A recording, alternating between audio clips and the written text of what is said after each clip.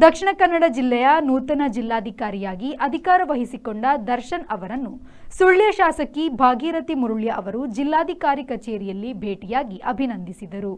ಈ ಸಂದರ್ಭದಲ್ಲಿ ಸುಳ್ಯ ವಿಧಾನಸಭಾ ಕ್ಷೇತ್ರದ ಕಂದಾಯ ಇಲಾಖೆಯ ಸಮಸ್ಯೆಗಳ ಬಗ್ಗೆ ಮತ್ತು 94C ಫ್ಲಾಟಿಂಗ್, ಭಾಗಶಃ ಅರಣ್ಯ, ಬಡವರಿಗೆ ಮನೆ ಕಟ್ಟಲು ತೊಂದರೆಯಾಗುತ್ತಿರುವ ಕೆಂಪು ಕಲ್ಲು, ಮರಳು ವಿಚಾರಗಳನ್ನು ಡಿಸಿಯವರ ಗಮನಕ್ಕೆ ತರಲಾಯಿತು.